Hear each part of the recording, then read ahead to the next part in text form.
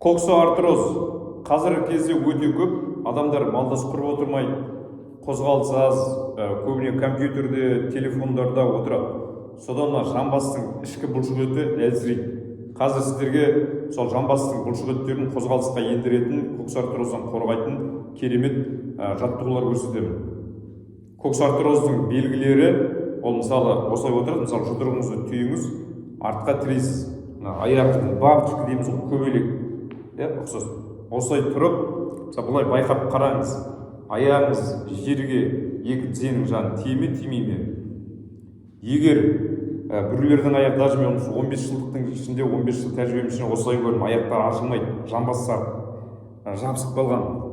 Ол ертең ол адамда сколиозда болады, ол адамда, значит, уже грижда болады. Осылай болады.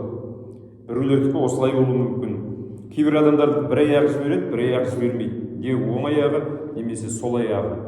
Оны осылай байқап қараңыз, жұдырықты түйесіз, белге күш түсірмейсіз. Денені тіке ұстаймыз, аяғыңызды осылай қараңыз. Егер хотя осылай болатын болса, ол норма, қалыпқа келтіруге болады. Біреулердікі жамбастар жабысып қалған. Осылай тиме ме байқаңыз. Енді жамбасқа қалай жұмыс жасамыз? Алақанмен тіредіңіз, ең бірінші қыздырыну жаттығуын жасаймыз. Содан кейін барып басты жаттығуға көшеміз. Егер коксоартроз болатын болса, ол адамда белде, қуық жолдарында проблема болады. Ішкі ағзаларына дейін берді. Уже позвоночниктің бәрі өзінің қалпын бұзады, омыртқаның бәрі. Ал омыртқа бұзылды деген сөз уже сіздің ішкі ағзаңызда проблема болады. Қуық жолынан бастайды, почкаде болуы мүмкін, бас ауыртады, өт жолдары жасамайды, запор болуы мүмкін. 80-90% омыртқада, спинной мозг дейді қазақ. Қазір басты жаттығуға көшместі көрдім. Осы аштық аяқты мені бұлай бірінші лақтырып аламыз. Біреу, екеу, қазір 20 реті, үшеу, төртеу. Жамбасты міндетті түрде қызыр олып. Бесеу, 6, 7 мені, 8. Өзіңіз білесіз 9, 10, 1 минут, 2 минут, 3. Мені, өзіңіз 3 минут па? Осылай мысалы 20-30 рет жасайсыз жамбасты. Одан соң міндетті түрде екі аяқты қосып, екі аяқты бірге лақтырамыз. Сосын басты жаттығу 15-20 рет, 30 рет, 50 рет кейін өзіңіз білесіз. Жарға тақалмаймыз басында. Жарға тақап тұрған жоқ. Осылай жасайсыз.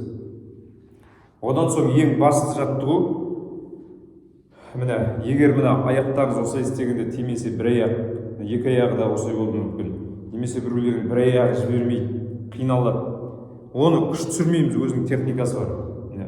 Жарға плотын тақалып алдық, аяғыңызды жинайсыз. Осылай жинадыңыз.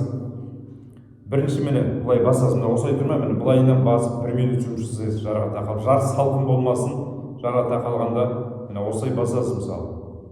1 минут, 1, 2, осылай.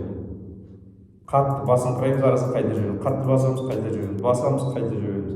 Басамыз, қайта жүреміз. Содан соң 1 минут, 3 минут аралығында алақанның жермен тізенің ішкі жағынан басып, осылай қатты басамыз, 1 минут тұрамыз басында. Жай басында осылай тұрғандарды басында бұлай жібереді. 3-4 күннен кейін, бір аптадан кейін. Манағыдай жаттығулар жасалған қатты, одан сайын жайлап басамыз. Енді қатты ауырса жібересіз, бірақ кішкене күш түсіру керек жайлап. Ең соңында жайлап тиетіндей дәрежеде болады. Жайлап жасай беру керек. Ең басты техника.